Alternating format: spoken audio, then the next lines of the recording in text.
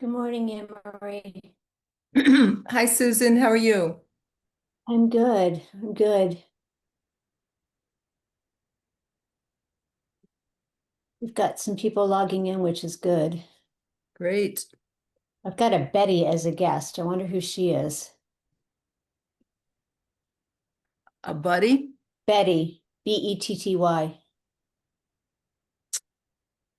So I have one of my new advisees is named Elizabeth, and she goes by Betty, Betty. That might be her then. Yeah.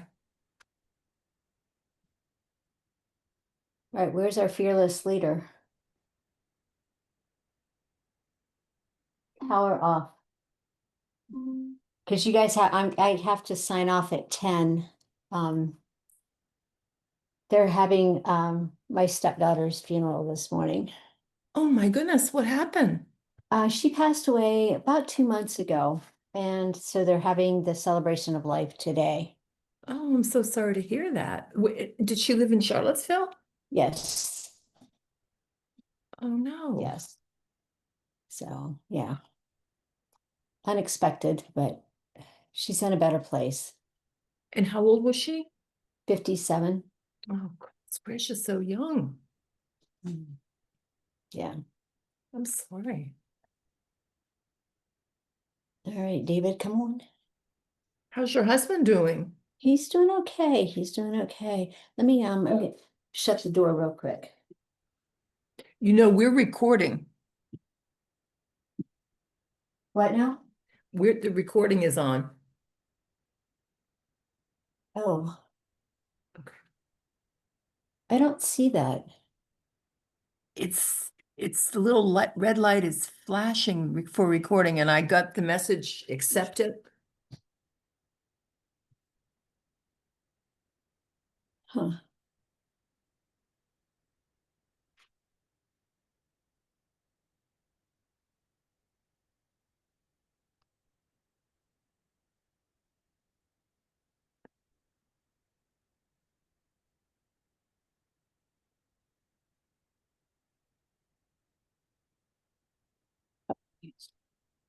David's here. Got to talking about him now. Happy morning. Good morning. How are you doing? I'm doing okay. How about you? Pretty good, thanks. Susan, how are you? I'm good. I'm good. Okay, I need the. So we got 6 early birds, which is good, but I won't let them in yet. Yeah, we can wait till a couple minutes still. So how many did great majority of the students sign up? They did, but then I came in this morning and logged in and we had, oh, here's one more. I'm just making sure she's not BPHN. Hold on just a second, please. We've got some late signups, David. Okay, They appear to all be BIS. good. Yeah, I chatted with Catherine about that yesterday. We knew there were some uh, slowies. Um, Yeah, she sent me an updated list, so I'm good there. David, it looks like the recording is already on. oh, If nothing else, hopefully you'll have a sense that you are joining a community of folks who care about you and your success and who are here to help keep you intellectually engaged and challenge you, but support you along the way. So I hope you walk away with that warm, fuzzy feeling at the end of today. I know universities sometimes can be very large, bureaucratic places, and UVA is one of those. It's got lots of offices, lots of processes, but we like to say we're sort of the softer, gentler side of UVA. So we're small enough, we really get to know folks, we get to know our students, you get to know our faculty and advisors. So hopefully you walk away with that sense today that you're part of a supportive community, and if you don't get all your answers today, always reach out to us later this week. Amanda Lloyd is with us. Nice to see Amanda this morning. She's one of our newest staff members and faculty members to join our school. So welcome to Amanda. All right, Catherine, I'm going to take it back from our radio DJ there in the morning. Happy to Thank turn you. it over. Well, good morning, everyone, and welcome, and thank you to Catherine Bizzoni for helping with a kind of our soft start there. Many of you have been working with her for a long time, as she mentioned, and it's always fun for her to see the transition from you as prospective students into actual students. So really thrilled to have you here today, and welcome to the fall 2025 new student orientation for our two programs, the Bachelor of Professional Studies in Health Sciences Management, BPHM as we call it in shorthand, and the Bachelor of Interdisciplinary Studies program. All are in the UVA School of Continuing and Professional Studies. My name is Dr. David Corlett. I'm the Senior Program Director of Undergraduate Degrees and an Assistant Professor. And so you'll see me, you'll see many of the other faculty and staff members along the way during your journey with BIS or with BPHM. And we're really thrilled to have and be joined by many of our wonderful colleagues here today, both faculty and staff from across our school. And we're happy to welcome around 70 new students this fall between the two degree programs. And you're from Virginia, from nearby states, and frankly, from around the country and some overseas as well. So some folks are starting to pop in here and kind of loosen up a little bit. So how are you feeling this morning? Go ahead and pop off your mute if you like. You could stick something in chat here if you like. Just tell us what you're feeling right now. Really excited. Okay. Excitement. All right. Excited and like nervous as always. Excited in which? And nervous. Okay. It's that little bit of anxiety that comes with things, but that's not a bad thing, right? It's excitement, and it gives you that energy to get ready to focus and do new things. Lots of great things. So that seems to be the theme here. I see, also the nervous, motivated, ready for something new, ready to start. And I'm really glad to see that because classes do start next week. But you'll get a chance to hear from faculty and staff, some fellow students, some alums today, and you're going to find that we have a wonderful, supportive community. I think you will be surprised at the sort of community that we have here, and don't feel hesitant at all to ever reach out to anybody within the program, faculty, staff, student, alums, to help you with any questions. Our goal is your success, and we want to see you there at the end. So we're actually going to start with that here this morning. We are going to start with what I call the end and give you a chance to respond to this. I have to open it, so don't click on it quite yet. But we're going to do just a quick response from you all. Some of it can be about your feelings, but what I want you to do is look at this picture. You can scan the QR code. You can put in the link there. I will activate it here in just a second. And you put in one-word responses. You can put in as many responses as you want on this. I finally figured out how to make sure there are no limits. So I'll pull it back over here in a moment. You could go ahead and scan, and it is open for about 1 minute. Faculty, staff, alums, feel free to put things on there too.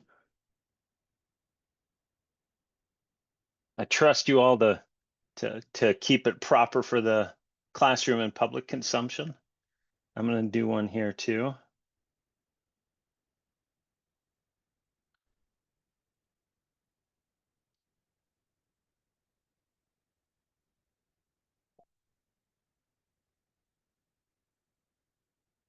And then in a moment, I'll start putting it up there so you can see the responses growing.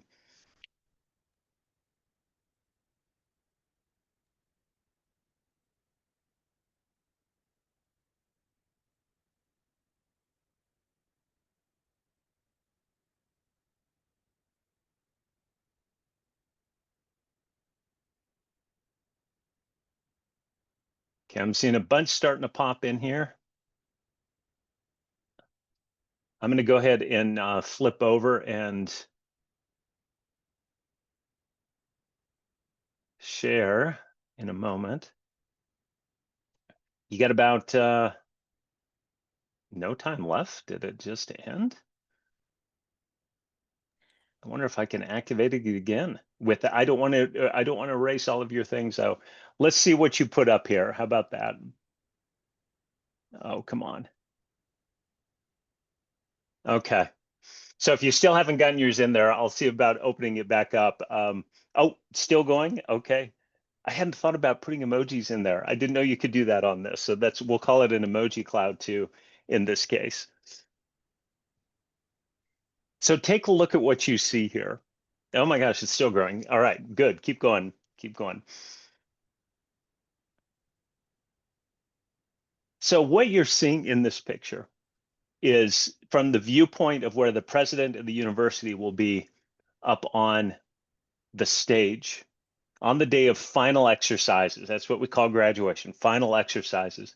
And he's looking back up the lawn to the rotunda. And the rotunda is where the one of the original libraries of the university was. And so when students come in, they process up to what was the library, to the university where you start. And then when you are leaving the university, you process back down the lawn. And so you're going to be facing where you're standing right now in this image, and you're going to be sitting in the image just to the right. So if you see where that statue is in the center there, just to the right of that, we have several rows where our students usually sit, sometimes in a shady spot on those hot May days.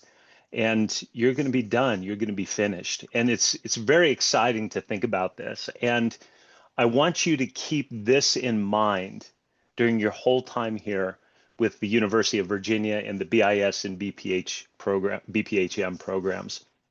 So keep this in your mind. This is the motivation for you. So you've all made, I'm going to flip off of it. Well, I'll leave it up there while I finish chatting here. You all have really made a big decision to come to the University of Virginia and to complete your undergraduate degrees.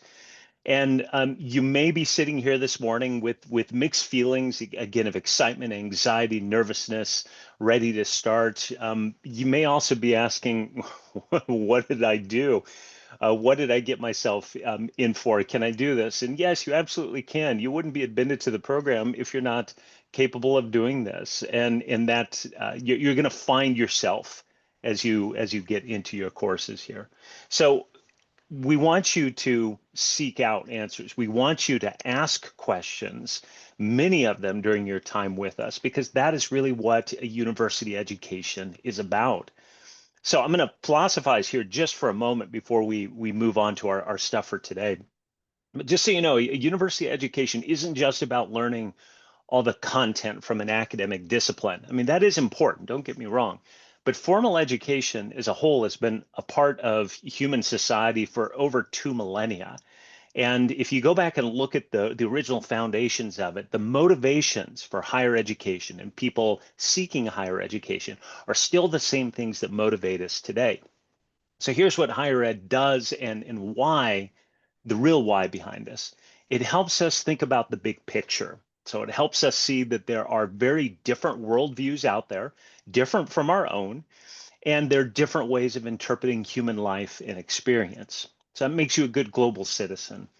A university education is very self-reflective too. So you're going to focus as much on yourself and achieving high ideals as you are on the world around you and the materials that you study. So it's about self-transformation. As humans, we are also inherently social, even if you're like me and you're an introvert 99% of the time. But a university education is going to help you perfect your communication skills, both written and in speaking and presentation.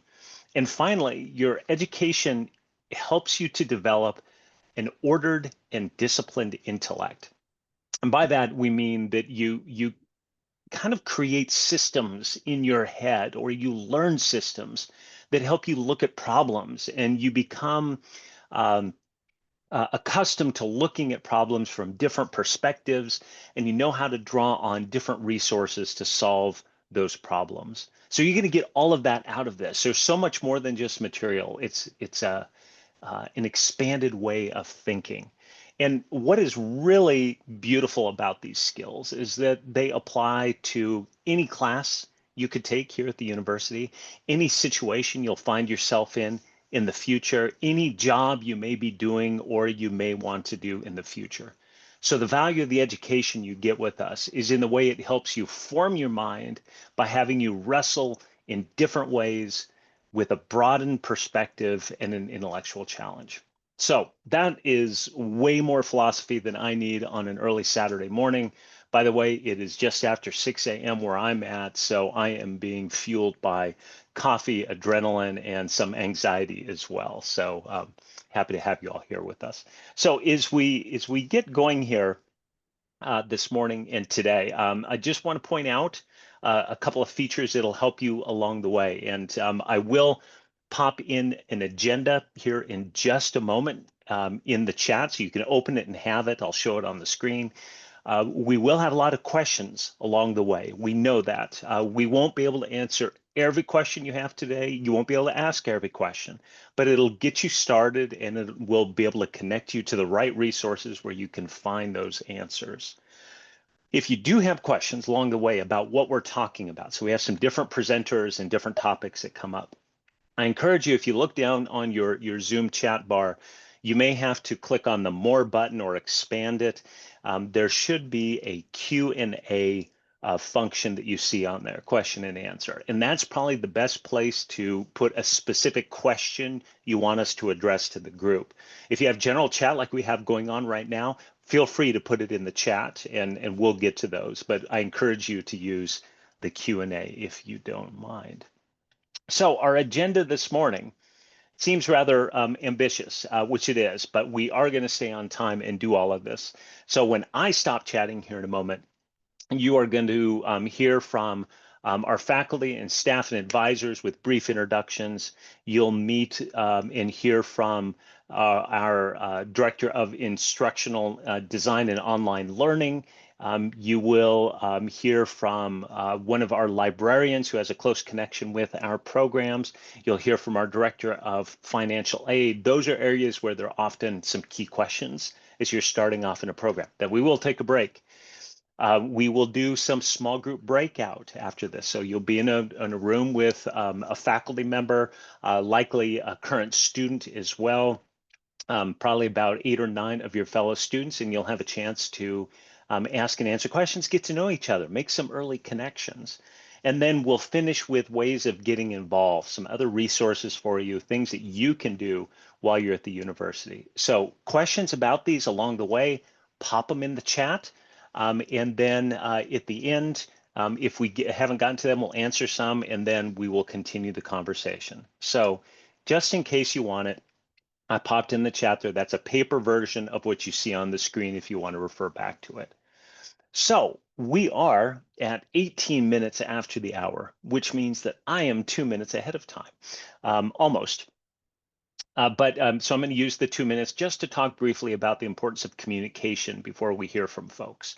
Communication between you as a student, us as faculty, the program, your advisors throughout the university is critical and it's ongoing. And so your UVA email is the official way. The university says this. It's not me making it up.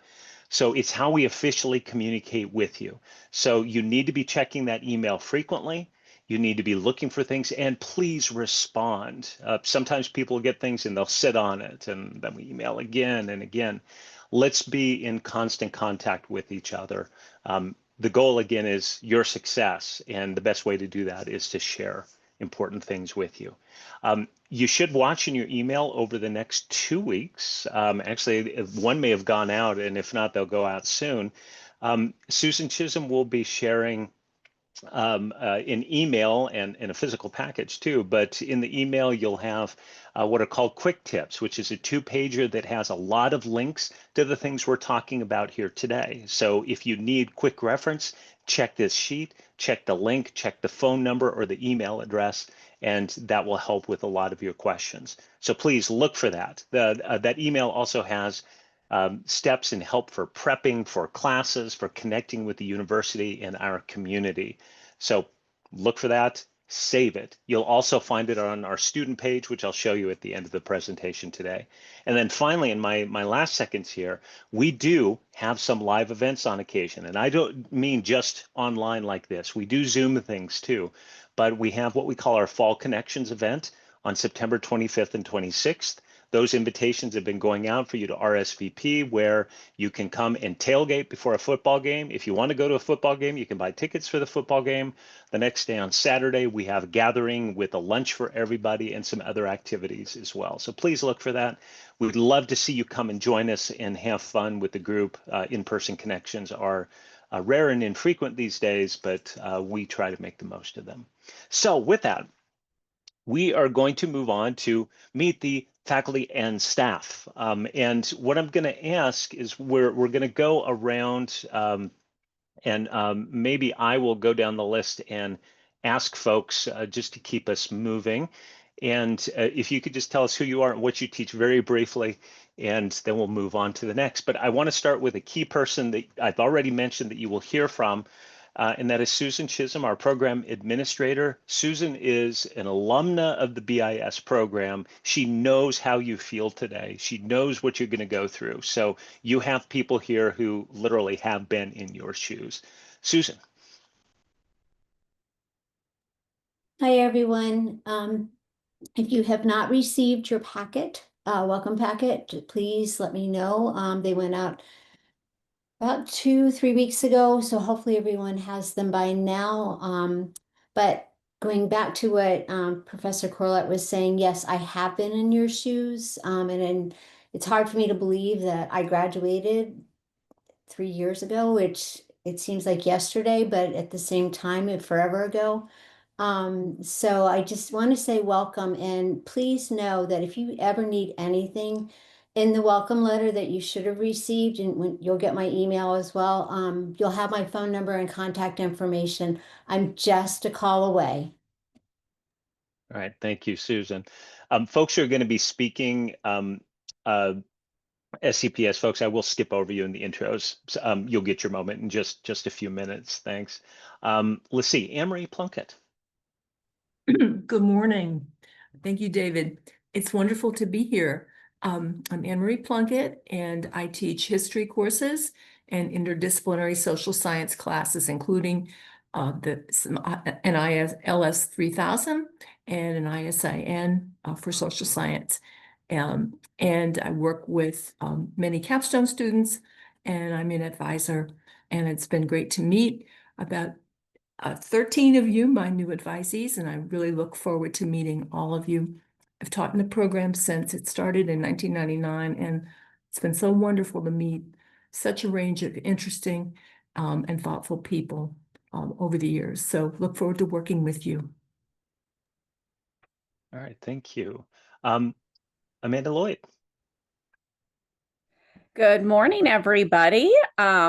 I have been with UVA for about 3-4 weeks now, and I am one of the newest members of the BIS assistant professor team. So I teach history and humanity classes, and I'm also the director of the Virginia Prison Education Program, which we will be launching in the spring. All right, thank you. Charlotte Matthews. So happy to be here and welcome to you all. And I will probably have a number of you in ISLS 3000.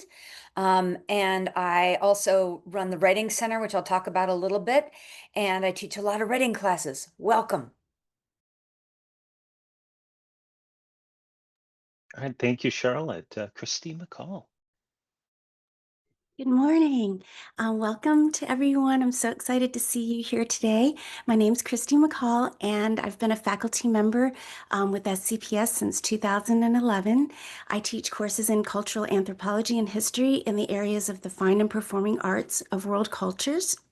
I've been a faculty advisor since 2023, so I have about 34 students currently, and I love working in that area as well. One of the larger parts of my staff position is that I'm a liaison for the Virginia Community College System, so help to build partnerships and communicate between UVA, SCPS, and all of our VCCS schools. So I'm happy to see some of you are coming from those schools as well, and just have loved being a part of SCPS for all of these years, and so excited to be with you on your UVA journey. Thanks. Thank you. John Mirabella.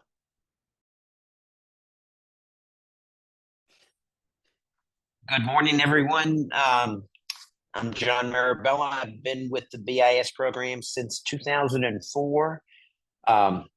First as an instructor in the areas of decision-making and policy analysis, and more recently as an advisor, for a while as both, but now strictly an advisor, and enjoy working with people. And have to mention that as an advisor, we can do our job because of all the support from all of the people you're going to be hearing from today. And, thank you to all of them. And thank you, John. Julie May. Hi, my name is Julie May. I'm Associate Professor and Academic Administrator in SCPS degree programs. That means that I wear a variety of hats. I'm an art historian, so you might have a chance to take an art history class with me, but I do a lot of work behind the scenes, supporting David in the programming with scheduling and curriculum. I also work closely with Catherine Bizzoni, as well as our wonderful team of academic advisors, helping them do their jobs because they're pretty amazing. And so I look forward to meeting you, and I'm glad you're here. Thanks. Okay, Marie Wallace. Good morning. My name is Marie, and I am an applied anthropologist as well as a social worker with a focus in adult behavioral health. And this is my second year at the University of Virginia, and I'm very excited to get to know you all. Okay, Mark Erath. Greetings, everybody. It's Mark Erath here. I teach healthcare management courses. I'm also the advisor to the BPHM students. I've been teaching for UVA School of Continuing Professional Studies for about 6 to 7 years now. And before that, I was a healthcare executive and consultant to hospital systems around the country. All right, thank you. Rand Henry.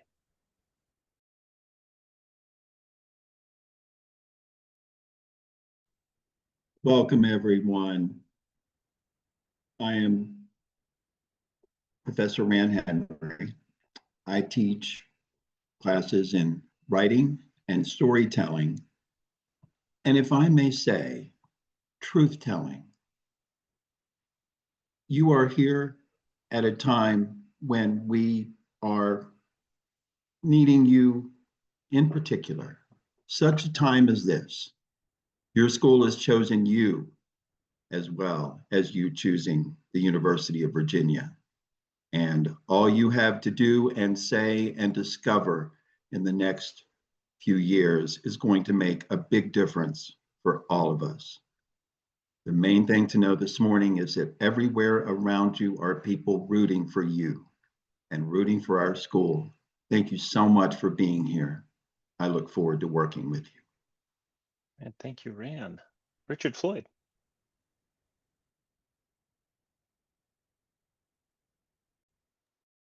There we go. Good morning, everyone. I am Richard Floyd. I have been teaching in the program for most of the last 15 or 16 years, I guess. I've been an academic advisor for the last 3 or 4 years, and in that capacity, I've already met 13 or 14 of you. Good morning, everyone.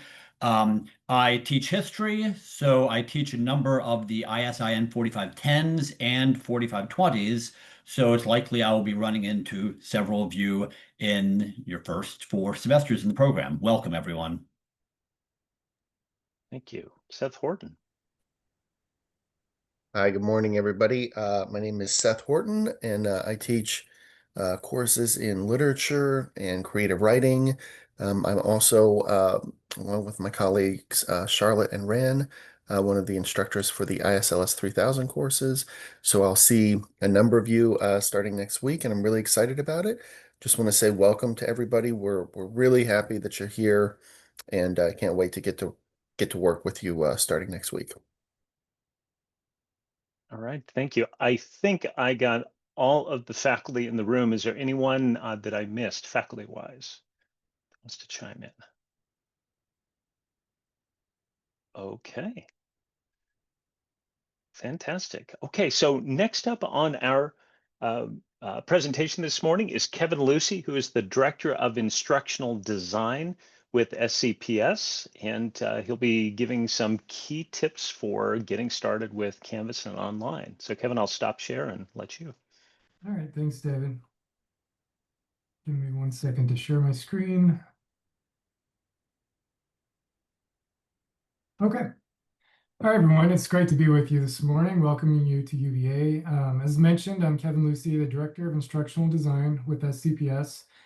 And what that means is I work behind the scenes supporting your instructors as they design great classes for you. And I'm here today to help you feel comfortable with Canvas and online learning before you get started. So let's jump in. So as a new member of our learning community, there are tools that will be central to your online learning experience. So first is UVA Canvas, which you'll hear us refer to just as Canvas. And Canvas is the online platform that UVA uses for classes. And here you'll find your class materials, such as your syllabus, readings, homework, quizzes, important links, such as the links to any class meetings that you might have. So speaking of which, Zoom is our second online tool important for your success as a student. And if your class includes live online meetings, you'll attend those on Zoom, much like we're doing right now for this orientation. So to access your class, visit canvas.virginia.edu and click the login button in the top right corner of the page and use your newly issued net badge credentials, which is your UVA email address and password to log in. And NetBadge is the first part of your UVA email address, and it's your unique identifier in UVA security systems. And after you successfully logged into Canvas, you'll arrive here at your Canvas dashboard. And here you see the classes that you're currently enrolled in, and you'll be able to access the classes you've completed in case you need to reference them throughout your program. And each class shows as a course card, like you see here, that includes the title and semester so that you can keep track of your courses. And as you're looking at this dashboard, there are two other important things to know. First is the vertical menu on the left side of the page underneath the UVA logo. Here you'll find a variety of useful tools. So let's take a look at your account first. Once inside your account, you can upload a profile photo and adjust settings for Canvas, such as notifications. And I suggest checking this feature out before your first day of class. Here you can also adjust your preferences for the email and course notifications that you'll begin to receive from your professors and peers. Okay, let's head back to the dashboard just by clicking the dashboard button, and you can come back to your dashboard at any time to navigate between classes. And there are a few other quick things I want to highlight for you here in your Canvas toolbar. Let's talk about the Canvas calendar.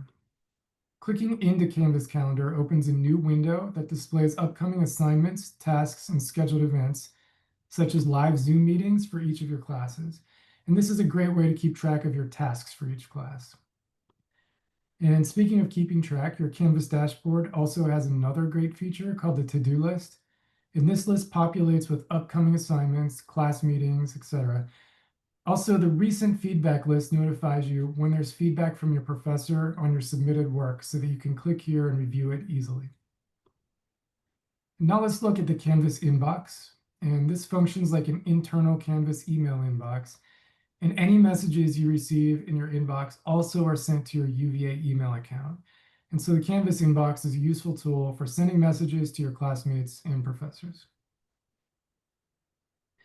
And last up on the Canvas toolbar, I want to point out the Studio tool where you can record and store videos. And finally, you'll find the Help icon at the bottom of the menu. And this Help button will give you a number of options for connecting with Canvas's 24/7 support team.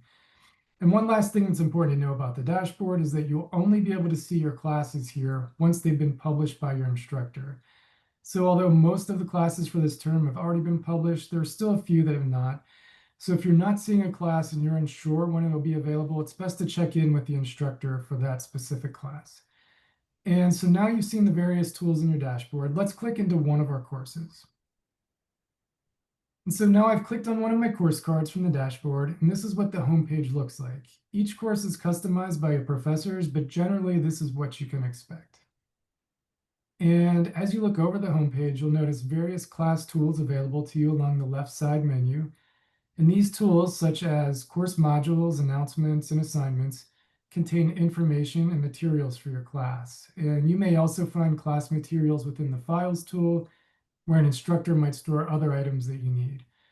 Click into each of these tools to see items from your instructor and begin engaging with the course. And if your class has live Zoom sessions, you'll find those under online meetings. And let's check out our online meetings tool for this course. And when you click into online meetings, you'll see any scheduled meetings listed here. And to the right of each scheduled Zoom session, you'll see a join button. Click this to join the meeting at the designated meeting time. And after class, the recordings of the session will automatically populate in the Cloud Recordings tab at the top of the online meetings tool. And so as you get ready to start class, we recommend downloading both the Canvas student and Zoom apps. This helps make sure you have access to class content on your mobile device. And when downloading the Canvas student app, make sure to search for University of Virginia with UVA in parentheses. And as you get started with classes, you'll be supported every step of the way. If you encounter any issues with UVA systems or platforms such as email, reach out to the IT help desk at its.virginia.edu. And one special tip, as a student, you also have access to free and reduced price software such as Microsoft 365. Look for these in the software section of the ITS website. And if you encounter any issues with Canvas, there are a number of resources to help. You can reach out to Canvas via phone or chat and check the many help guides available for step-by-step instructions. And of course, reach out to your instructor for help. We're here for you every step of the way. And we hope you enjoy learning with us. I hope this helps you feel more prepared to start your class. Please feel free to drop any questions you have about Canvas or your online class into the chat. I'm happy to help. Welcome to UVA.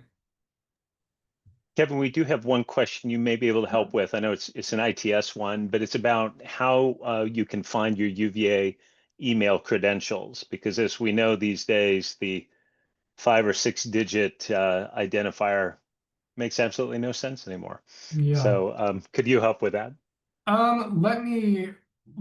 So I know more about Canvas than I do about email, but let me look that up and I'll pop a link into the chat where you can go to find that information. So yeah, I'll need a second to find that.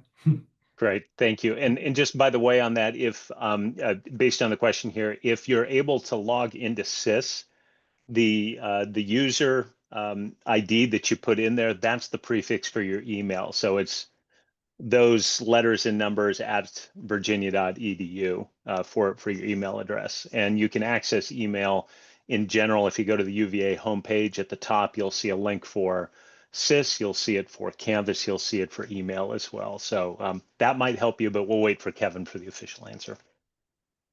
Okay. Thank you, Kevin. I appreciate it. Our next speaker this morning is also another alum of the BIS program, and that is Todd Burks, who is a teaching and learning librarian at the University of Virginia Library System. And he'll be speaking to you. You'll see him again throughout the program, but he's going to give you another little taste here this morning. Todd. Good morning, everybody. Yes, I'm a graduate of the SCPS program. Graduated in 2022, and it was fantastic. And I always encourage everybody to, if at all possible, you should come to Charlottesville and walk the lawn. It's a fantastic experience. So I wanted to talk to you briefly about the library. The library at UVA is quite large and comprehensive and assists students in all the different programs that we have at the university. We have 6 libraries here on Central Grounds, and we have 3 professional school libraries, law, graduate business, and the medical school library.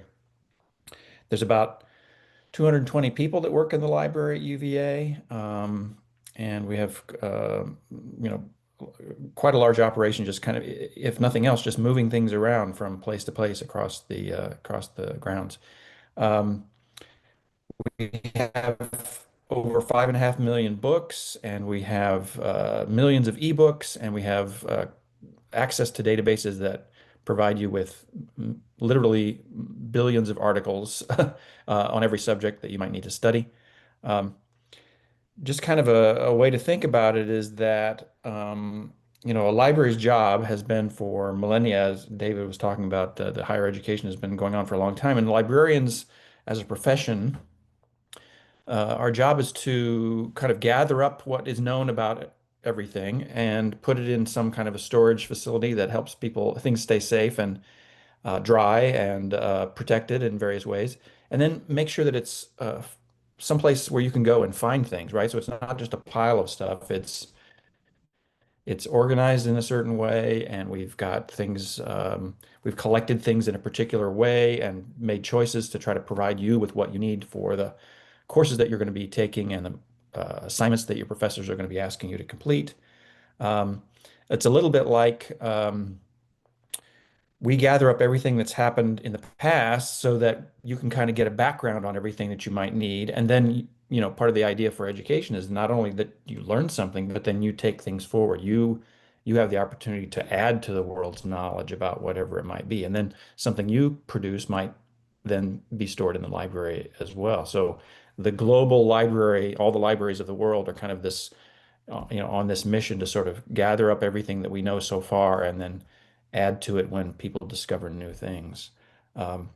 So I'll talk just quickly about a couple of things that the library has available to you. So we have all these amazing resources, but it's a lot, and there's no way to, well, you could probably explore it all on your own, but one of the things we want to make sure you are able to do is ask questions. Librarians love to answer questions. That's kind of part of the profession is people who like to answer questions. And so one of the things it can be a little bit overwhelming about all the resources that we have and all the materials that we can provide for you, but we want to make sure that you have a way to ask questions. So on our homepage is a link up here at the top that says Ask a Librarian. And I think we're probably a little bit too early this morning, but yeah, so now typically there's a chat window here that is available for you to ask questions. And no one is there this morning. I guess they're going to show up in a few minutes. So this is a chat service that's run by actual people at UVA at the library. It's not a bot or AI or anything like that. So when you ask a question here, very quickly someone will answer, and you can have questions about, I'm trying to find a book on a topic, or I need to find articles about something, or I need data, or I need some kind of unusual old map, or who knows what you might need. Or you just might have a question about how do I get started with a paper, or how do I think about this topic in some new way?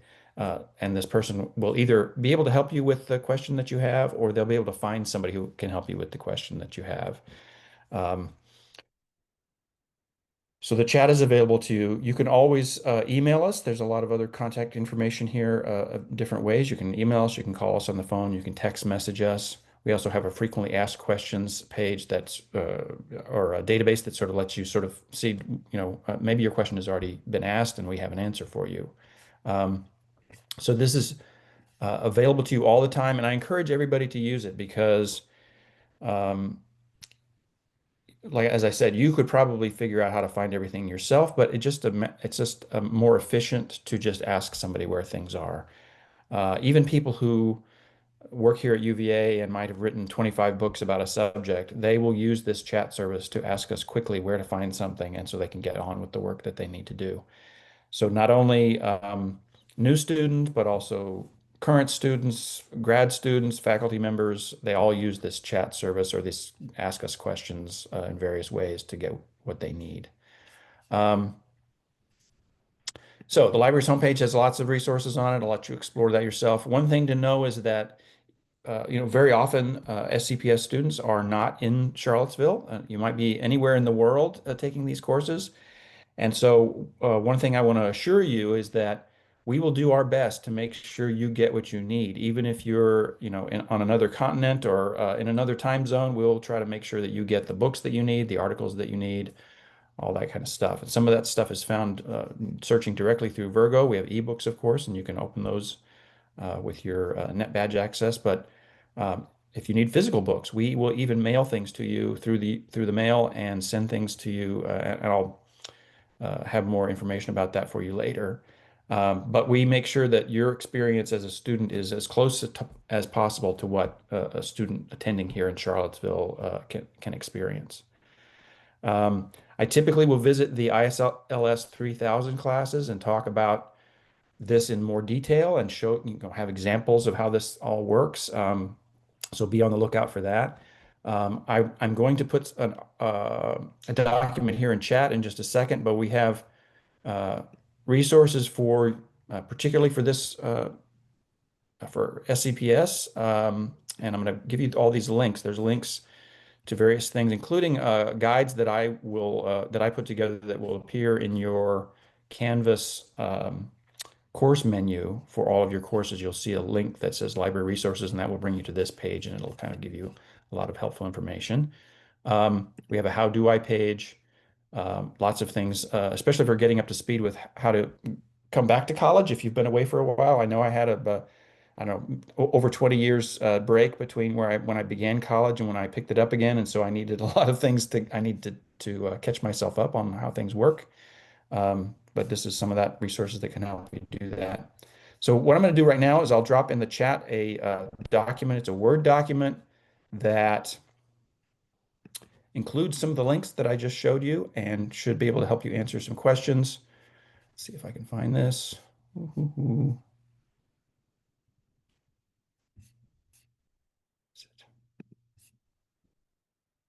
All right, so there should be appearing in chat a Word document that you can download and open, and it will include some of these links that I talked about, and it has my contact information there. And as I said, I'll be visiting your class probably in the next few weeks and talk about this in more detail. But basically, I want to welcome you to UVA and assure you that the library is here to help you find what you need to find.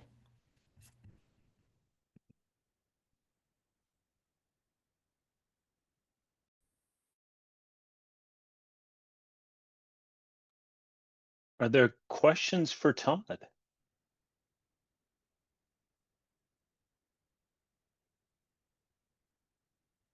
You are muted, Todd.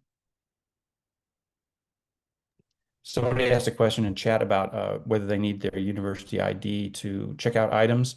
That's helpful, but we can also look you up by your name and get your information that way. So there's always people always forget their cards or can't remember something. So we can always we can look you up by your name or your email.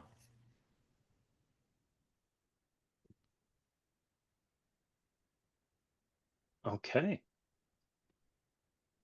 Any other questions for Todd?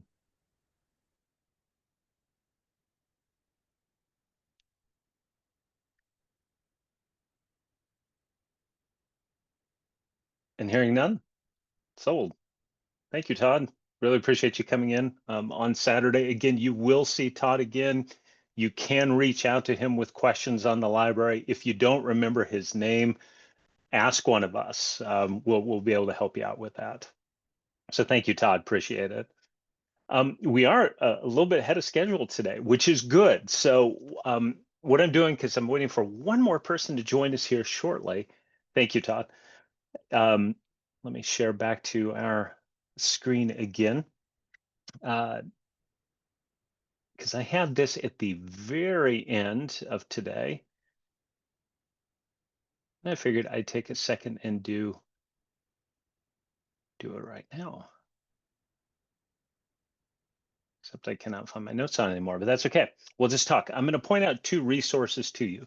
These are on the quick tips page that Susan has or will be emailing to you again, and you'll be able to find these pretty easily. The first one for a lot of things. So whether finding some of the resources that we've talked about so far, the ones that you hear about, and I know Gretchen, your next one up here for us, and then others to come. Don't forget the SCPS page. So Google UVA SCPS, and if you go to the home page, you'll see a current student link up at the top where it has links to everything in the kitchen sink that you could want or may need, to include questions on connecting for financial aid or libraries or IT or any of those other elements.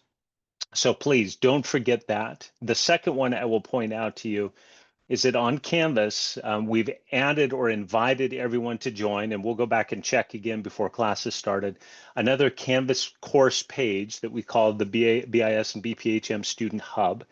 And this, if you click on the modules function within here, you'll be able to see sections that deal with everything about resources at the university. So whether it's questions on email or Canvas, or about services or ID cards, we'll come to that later.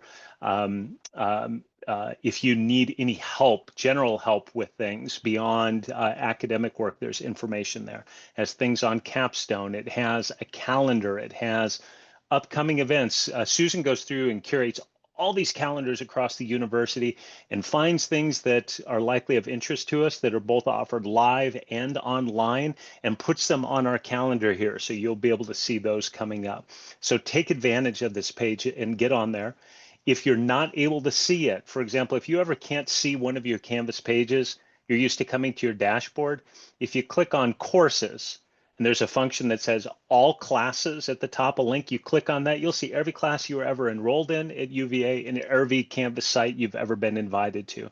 And then all you have to do is click the little star next to it to make it gold, and it will appear on your Canvas dashboard. So this is a wonderful place for you to go. Okay. Let me stop sharing again and introduce one of the most important people you're going to be speaking to this morning. And this is Gretchen Bonfordine, who is our Director of Financial Aid for the School of Continuing and Professional Studies.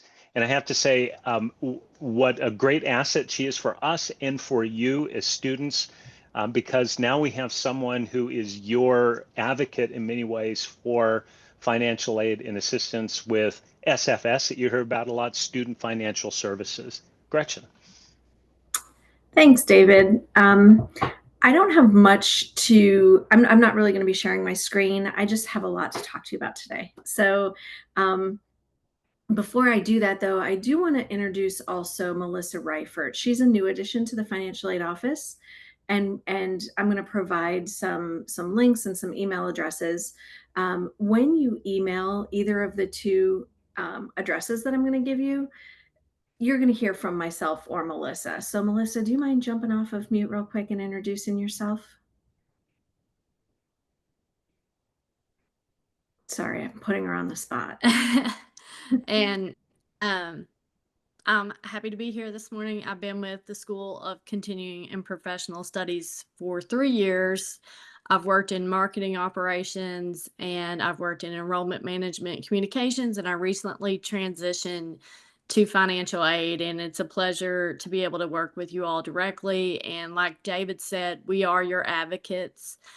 You have us in your corner in terms of information that you would receive from Student Financial Services. We can help you get those answers.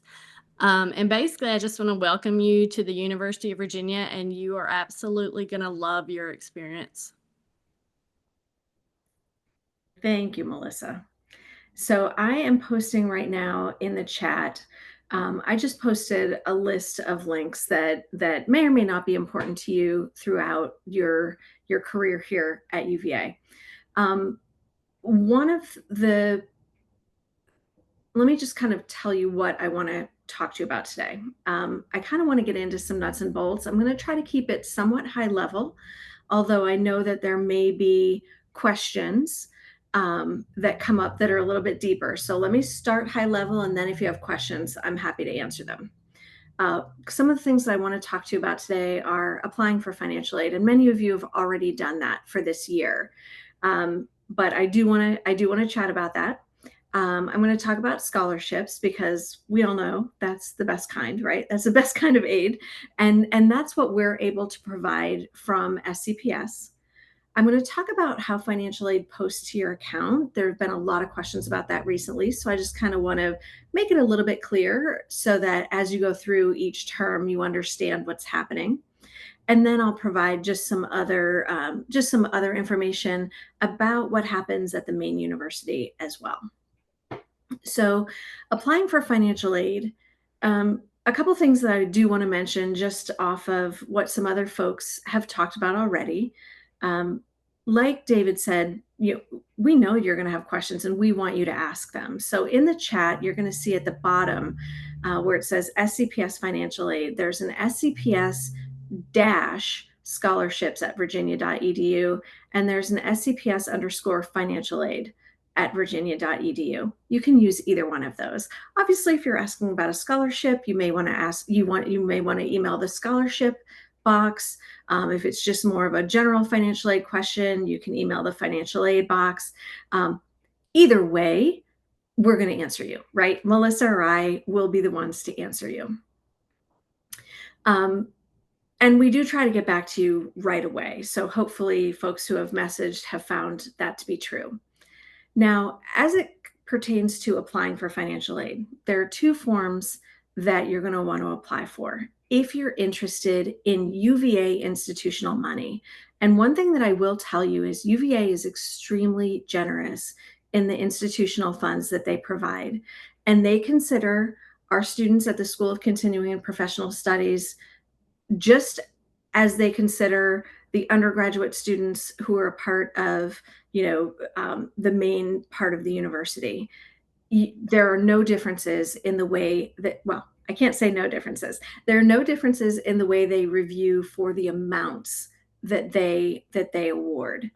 One of the keys, though, one of the main differences is that our students, because you're part-time generally, and because they can't assume how many credits you're going to be enrolled in, they do not award you. They will not do a financial aid package for you until after registration has started and you have registered for courses. And I know that's confusing and I get questions all the time. Believe me, I've been here for less than a year. Even when I was interviewing, I was like, how can they do that?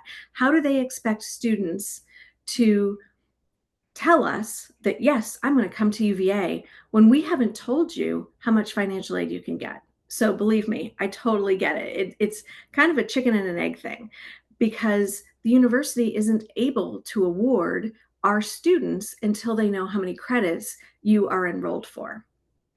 So, what the message that I want to get across to you is, if you want to come to UVA, tell us you're coming to UVA, register for those courses, and you're going to get awarded your financial aid.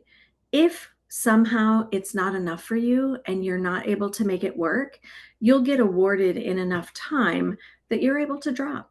If that's what's necessary, that's the best information that I can give you. And I hate saying that, but we're just not able to give you a financial aid award until you've registered for courses. So I just want to make that clear because I know it's like the hardest message and sometimes the hardest thing to kind of wrap your head around because sometimes it just doesn't make sense. But you'll complete the FAFSA and the CSS profile if you want to be considered for institutional funding.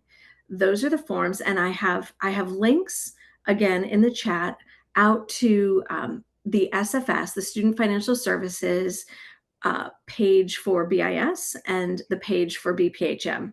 They both say the same thing, but they're going to tell you, they're going to have links out there to the FAFSA and to the profile. They're going to give you the codes, the school codes that you need in order to apply. Do those forms. They come to us right away as long as you put the right school codes on there. They come in right away. And then when you register, you'll be packaged. You do need to be registered for at least 6 credits for them to award you any institutional funding.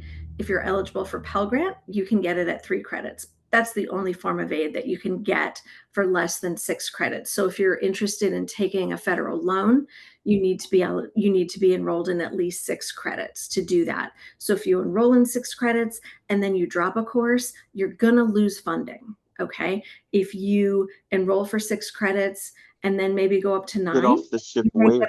institutional He funding. wasn't getting off the ship in Afghanistan. He's getting Sorry, thank you. So that is some basic information about applying for financial aid. That is applying for federal and UVA institutional funds. Now, if we move on to scholarships that are given from SCPS, there are two types of scholarships. There are some scholarships that are given from your admissions application. And those don't require you to complete any financial aid forms. Those are kind of merit-based scholarships that are saying, hey, we think you're awesome.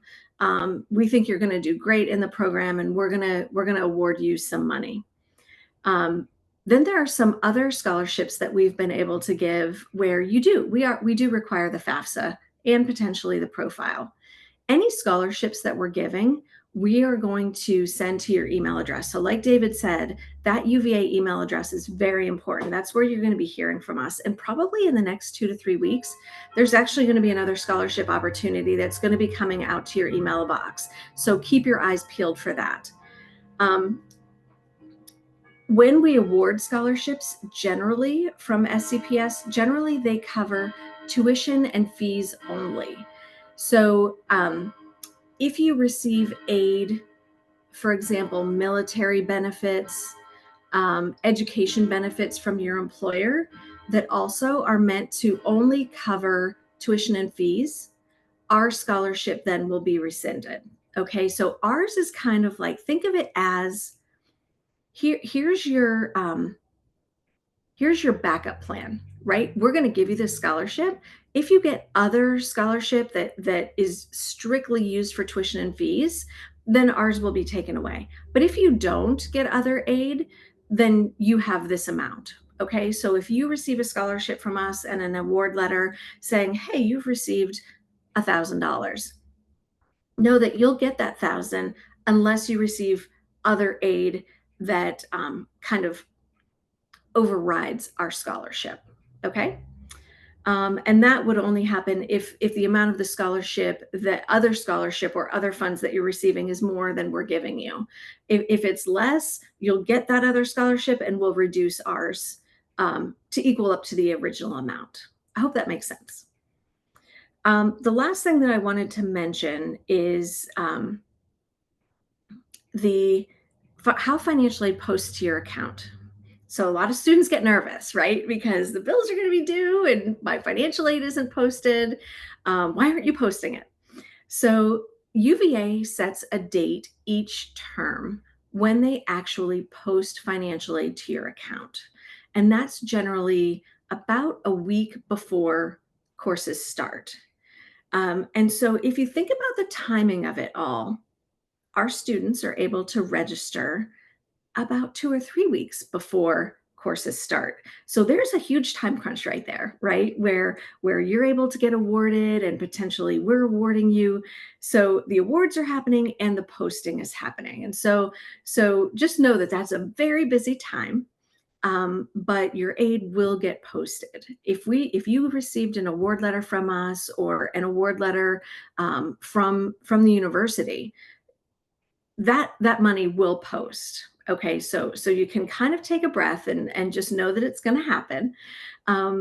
But when we are able to attempt to post the aid prior to the official disbursement date, it's going to show up on your UVA pay as anticipated aid. So you'll be able to see it out there. And then on the specific date, which was just this past Monday for the fall term, that's when the university says, okay, we can post this money to the students' accounts. And then you'll see it post.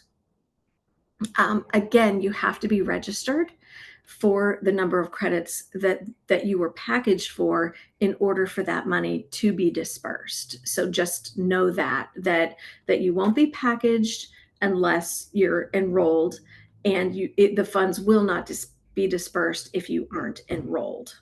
Okay. I feel like there was one more thing I was going to say about that, and it just flew out of my head. Just a couple last points. The first one is, I've heard a couple people mention what I call your computing ID, but it's kind of that prefix of your UVA email address, those like 5 or 6 letters and number combination that make absolutely no sense. That's technically not your ID. That's not what's called your SIS ID. When you're applying for financial aid, whether it's with UVA or with, for our particular scholarships, and we ask you for your SIS ID, it's actually a 7-digit number.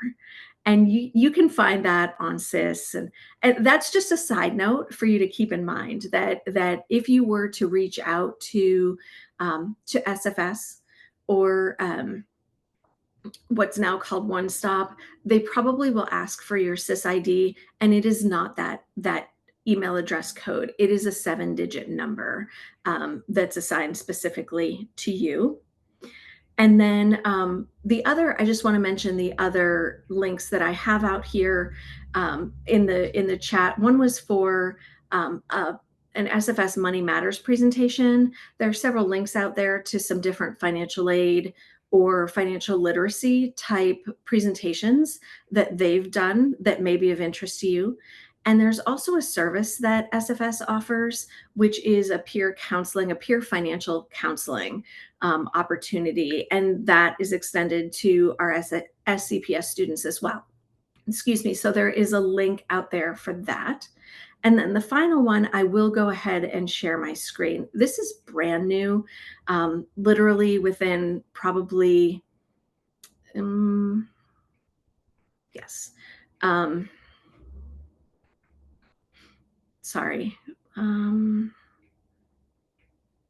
Yes.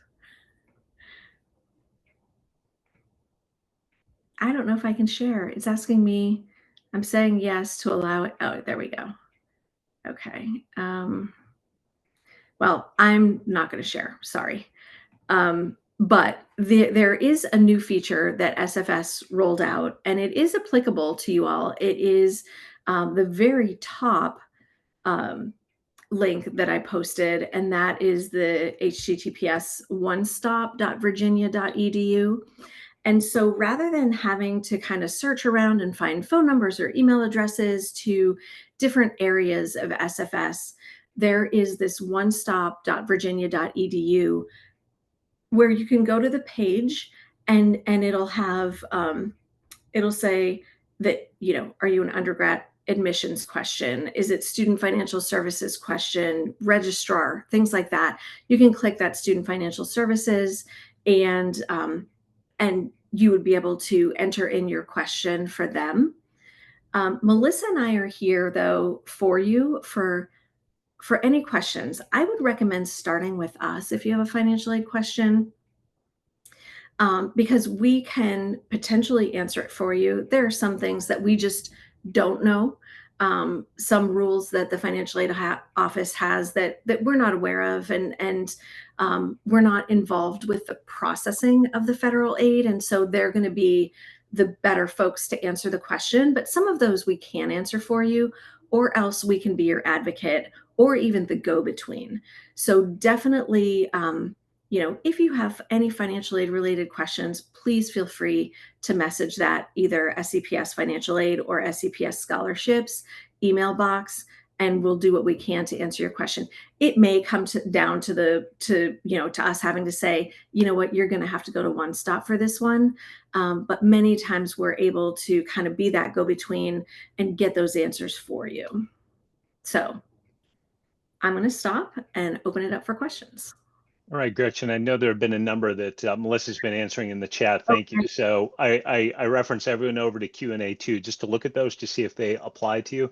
There are a couple of others in here. One, by the way, the links that Gretchen put in the chat, you can also find those on the Student Hub page. Those are all there for your reference as well. So if you didn't get them, we'll have them there for you. So the questions that we have right now, most of these have been answered, but one is about how will students know if they're registered for the right number of credits? Does someone in financial aid reach out to say, yes, you're registered for the right amount, or no, you're not? Or is that up to the student to say, I've read my aid, I see what the parameters are, and I know what I've done? Yeah, it's generally as long as you're enrolled in 6 credits, they're going to award you, and your funds will be posted to your account. If you do make changes to your enrollment, you will notice that your aid adjusts. And for example, I just had one this week where SFS notified me and said, hey, we packaged this student, but now they're at 3 credits. Can you check and see if they're planning to, and go back to 6 credits, because otherwise we're going to take the aid away. And I reached out to that student to find out. So you will generally be notified if they've awarded you and then they feel like, no, we can't disperse these funds. I do see one other question. I want to make sure it's answered. Even if you haven't applied for financial aid yet, if you want to, you still can. UVA, I think they say they have a cutoff date. I've never seen them cut off. They will still award need-based aid even if you're applying right now. Fantastic. Thank you for that. Also, be sure that you are advocating for yourself too. That's a big part of this, and communicating with folks. Ask questions, but also be your first line. And you can ask your advisors, but I appreciate Gretchen saying that she and Melissa are probably your best first line question about finances, because if you ask your advisor, what they'll do is they'll email me or they'll email Gretchen, and then I'll email Gretchen, and so it takes a while to get there. So please, if you want to go directly to the source, they're going to be your best ones for that. Let's see. I think that those are the questions in there. Just to address one that Melissa already did in the chat as well. There are add drop dates in the calendar for the university as far as classes. And there's a point where you can go up and still add a class, like in the first week of class, or drop it as well with a refund. But after like the first class meeting, a calendar starts to come into effect where it becomes more of a prorated refund on things, just so you're aware of that. But please know that just stopping attending a class doesn't constitute dropping or withdrawing from the class. It's still on your record and it's still on your charges. And when we see that, it's, I mean, we try to advocate for folks, but sometimes there's nothing we can do because of policy and procedure. So make sure you know that just going off the radar is not the end of it. Ask for help if you need. David, can I just add one last thing? For anyone who thinks that you may be getting a refund, like for example, if you've received scholarships and grants or even loans over the amount that you owe, and you're getting money back, say for some living expenses or something to that effect. If you haven't yet, you can go on to SFS or onto SIS and sign up for direct deposit. Highly recommend that you do that. You're going to get your refund so much more quickly than if the university has to cut a check and send it to you. So just know that is available to you as well. Okay. Well, thank you very much. If there are more questions, you can send them on to her. You can also send them to me. We'll forward them to the appropriate folks and get you answers. So thank you, Gretchen. Thank you to all of our folks who came for this first bit. So one of the highlights of our morning is a 10-minute break. So if you do a time hack right now on your clock or watch, it is 13 after the hour where I'm at right now. And 13 after some hour wherever you are. And so we are going to reconvene here at 23 minutes after the hour. And then we're going to go into some small groups for some really good conversation. So please, step back, take a few minutes, refresh your coffee, take your dog out, whatever you need to do. And we'll see you back here in a couple of minutes.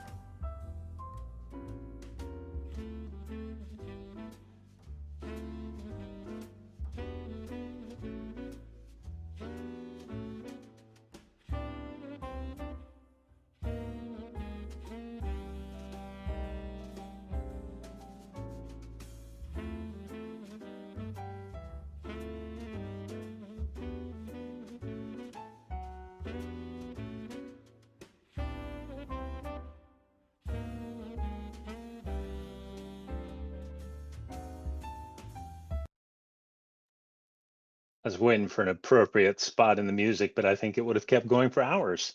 So if you're back, if you're still coming back, if you can hear me in the distance, come on back and please rejoin us. And we're going to move into a fun part where you all get to talk and meet with fellow students, meet what we call peer mentors. We have some of our students who've been in the program for a while that serve as liaisons for you and during your first semester or so in the program. So you'll hear from them or an alum, depending on who you have in your room, and a chance to ask some questions and just talk about what's motivating you to come here. So it's no test, but we do want to hear from you. And by the way, as we open up the rooms, I'm going to leave those open for about 30 minutes, so you'll have time to chat about a variety of things. We'll just remind you that in an online environment like this, and with adult students that we are a range of ages, and I say we because I put our faculty and staff in that as well. We have people in the program ranging from 20 into 70s, and in our faculty is we're in that range too. And so we share a lot of similar things. We are teaching and working from home. You're learning from home in other places. We know you balance family and other responsibilities. So when things come up, you need to speak with your professors, speak with staff, your advisor about things that are coming up and impacting you, and we will work with you. And we do know on occasion that we hear and see family members and four-legged family members in the frame. We like cameras on in classes. You're fine this morning. It's early morning. If I didn't have to talk, I'd have mine off. But it's nice to have that personal connection. And so if you're in a class with me ever and I see something blurring in the background, I expect an introduction and kind of how we work. So my dogs Fergus and Daisy are in here with me this morning, but they're asleep, or I would share. So we are going to split out into our breakout rooms here. Everyone has been assigned to one, so accept the invitation to move over to those. And we have a faculty member who's going to kind of drive the conversation over there. And we will see you all back here in a short bit. And a couple of folks I haven't assigned, if you want to go out into rooms, faculty and staff, just let me know and I'll pop you in. So I'll see you all shortly.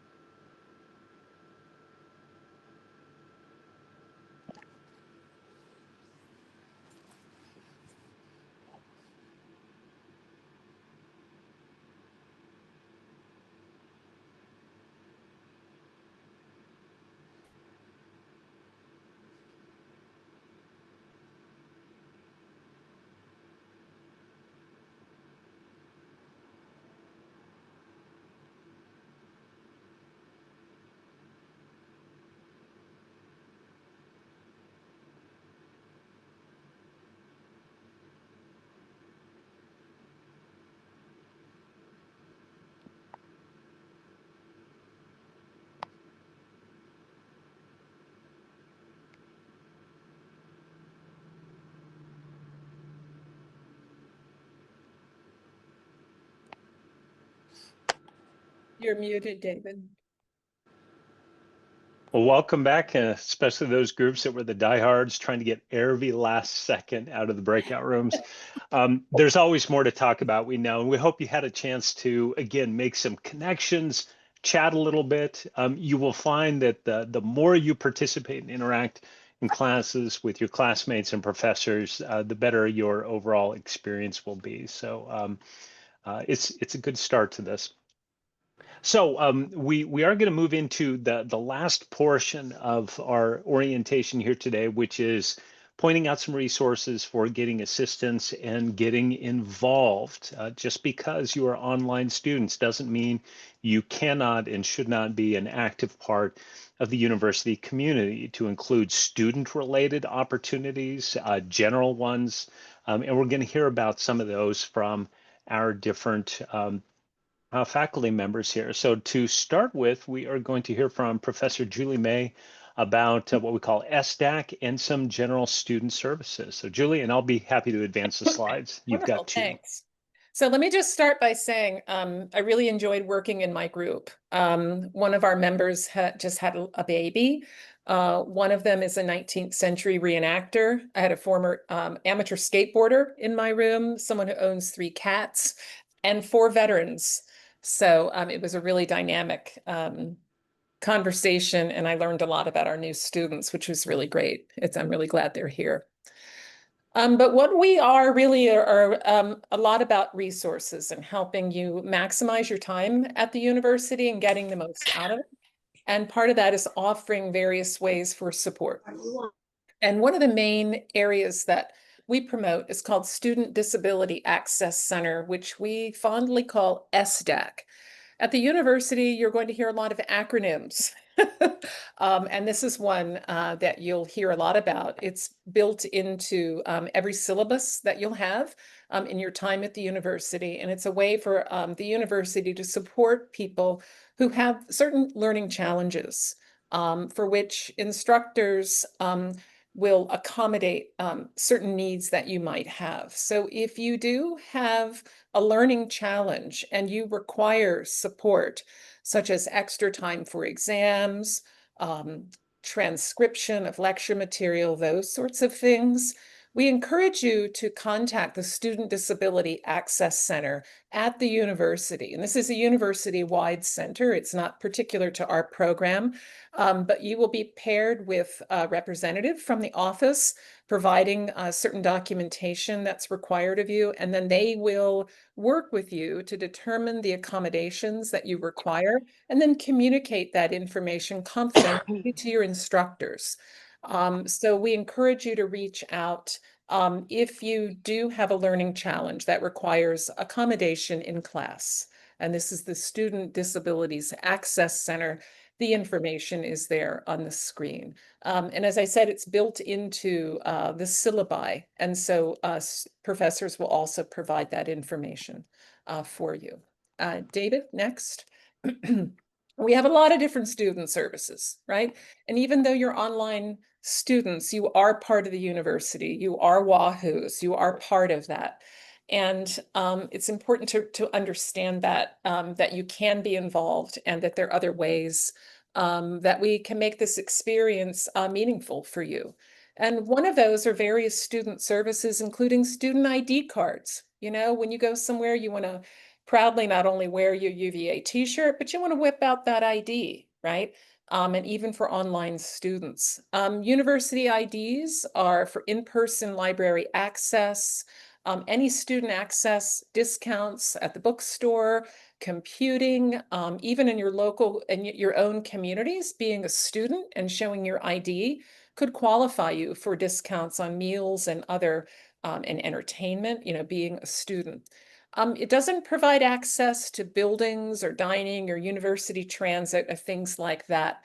But it's you know, it's an important way to identify yourself as a student. There's also a movement towards doing this electronically now. So if you see the, you can go to the ID wallet link that's indicated there by the website link. You can initiate the process of getting your university ID. Okay, very important. Another important service that is open to SCPS degree students is the UVA Career Services Center. Once you're finishing your degree and you're looking for that next step, we encourage you to contact the University Career Services. They will provide resume review. They have interview assistance. They have job postings that are all open to SCPS degree students. They also have a system called Handshake, which will tap you into internship opportunities and a job board. So please make use of these resources if you're looking to a new step once you finish your degree with us. And there are professional workshops, information sessions. We have also hosted in SCPS various workshops on career services. Alumni in our program who talk about their application process for grad school and jobs and things. So look out when David sends these announcements to participate in these, because the workshops are really very, very helpful. But because you are an online student, your tuition structure is a little bit different, and there's certain things to which you don't have access, including student health and athletic events, things like that, that would be built into the fees for traditional residential students. But you do have access to a service at the university called Timely Care. And this is a way to get virtual mental health support if you are having a difficult time. So remember Timely Care, and that's something that is available to all students. Okay. David, is there anything else I can share, or? I don't think so. Thank you. You'll find, again, more details on this on our hub page, and check that out. You can get physical ID cards. It's more of a process that you actually have to go in to do right now, but we're working on some alternatives to that too. And being a distance person myself, I do understand the challenges to that. So thank you, Julie. Take advantage of SDAC. Asking for accommodations is not asking for an easy way. It's asking for leveling the playing field. So I really do encourage that. So thank you, Julie. And I saw that Brittany just jumped off too. So I want to make sure that before they all take off, that we had Brittany and Benson and Gerda as current students, although Brittany is just graduated and she's now a master's student. Out in our rooms, Lori Axford is another alum who joined us here today. So I want to say thank you to them for being a part of the conversations. I do see the question in there on how you can get the physical ID. So go to our Student Hub site, and you'll find a student ID section on there that'll give you a link and specific directions to it. There's a way where you upload a picture with appropriate dimensions, quality, etc., information that is put in, and then to get the physical one, then you have to go and pick it up at the location. We are trying to get them to allow us to pick up cards and mail them on your behalf. Right now, that's still a little bit dicey. So if you want one immediately, and by the way, just know that if you get an electronic card, it displaces a physical card. So if I got an electronic one, my other one would no longer be valid. So it's one or the other. So do take a look at that, and we encourage you to do it. Okay.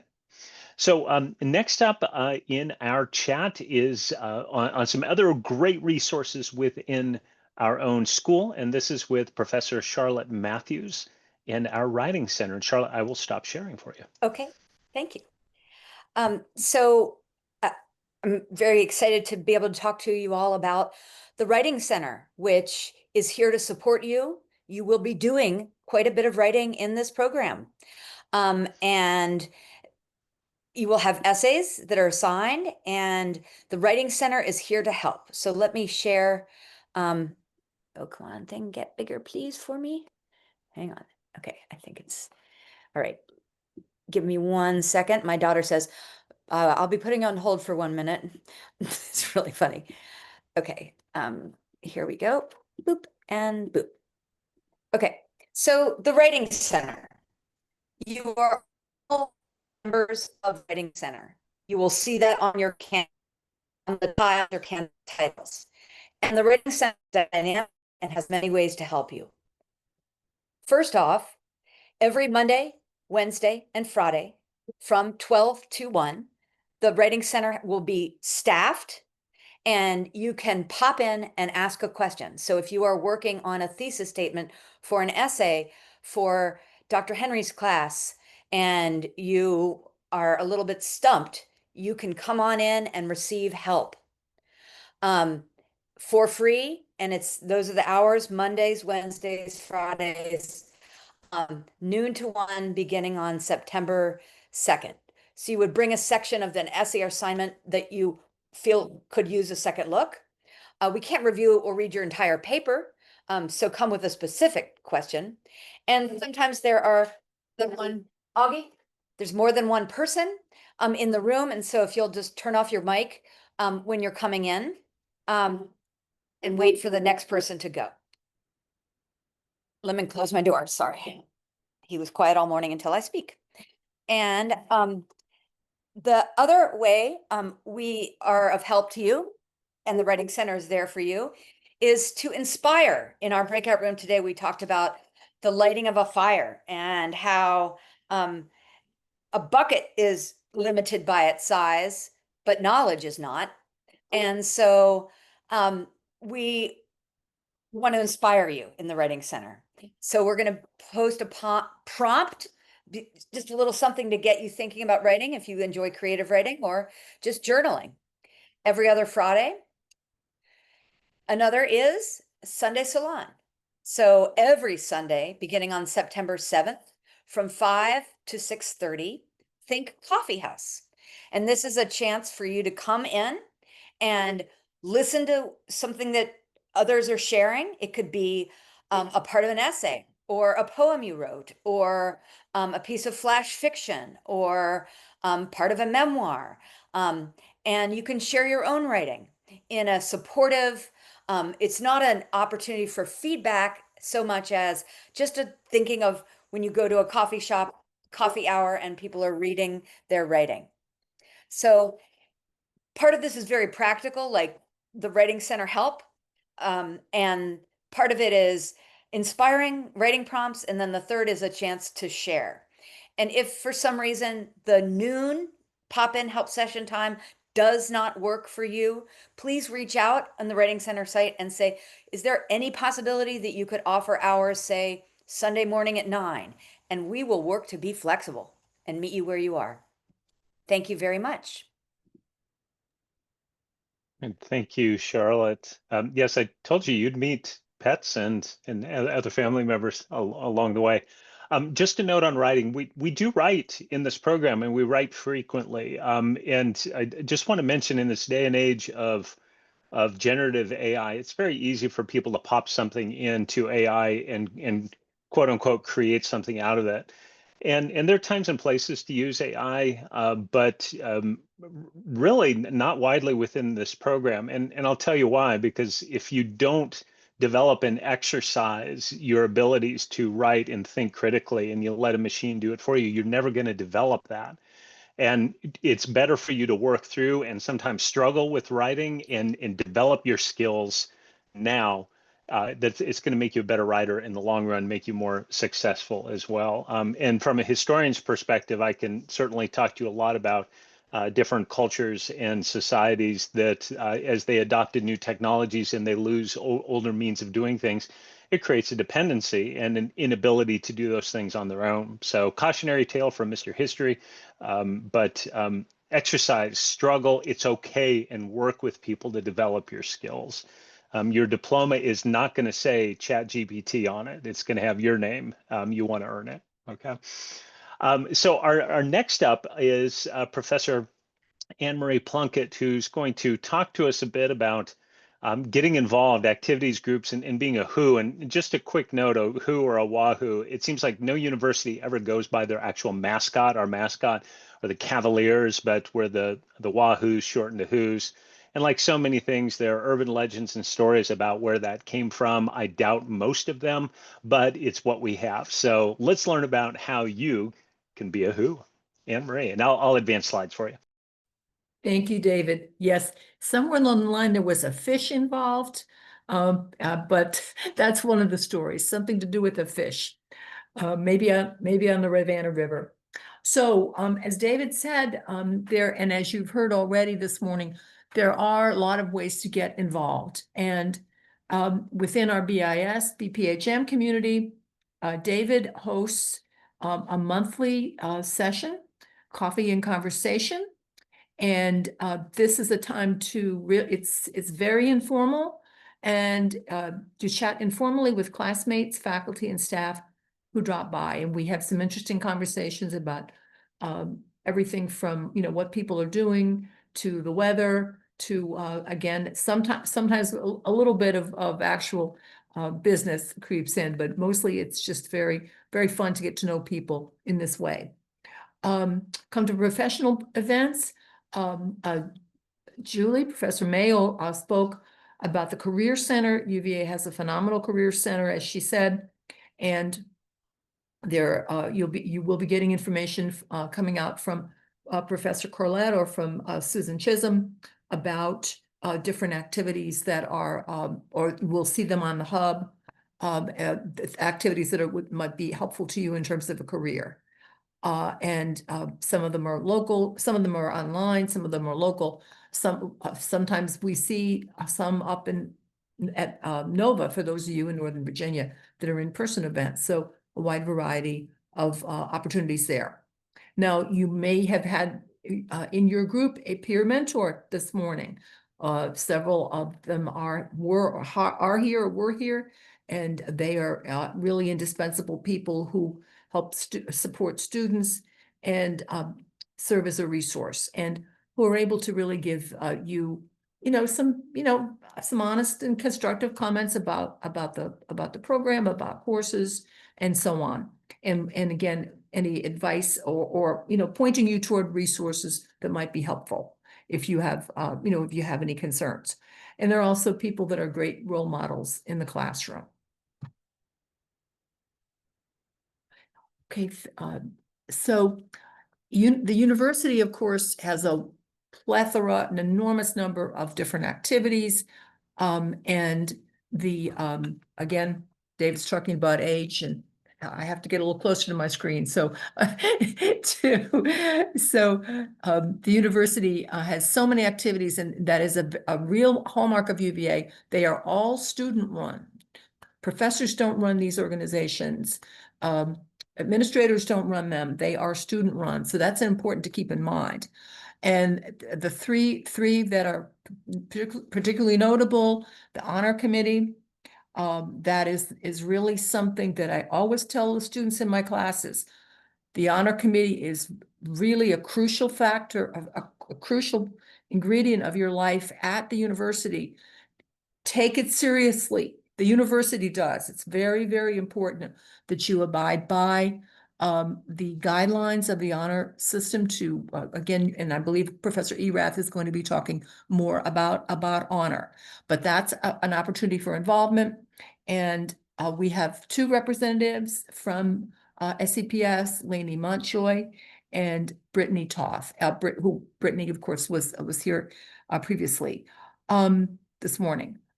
Student council, which again, familiar term from high schools and other colleges and universities, very helpful in serving as advocates for students. And at this point, Brittany is also our student rep for SCPS. As Professor Corlett said, she's moving into just graduated. She's moving into our master's program, one of our master's programs. The University Judiciary Committee handles alleged violations of the university's standard of conduct, and our representative is Mo Leahy, and we are so happy to have her with us this morning. If there were any questions about that, what is important to keep in mind is that of course, some of you are in Central Virginia, others are at a distance. Mo indicated that she is able to participate in the Judiciary Committee work via Zoom. That was very good to hear.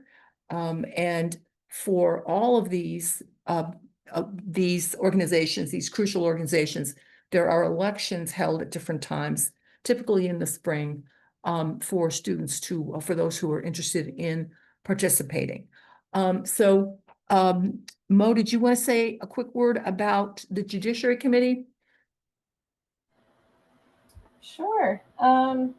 So we have cases that we hear in both the fall and spring semester.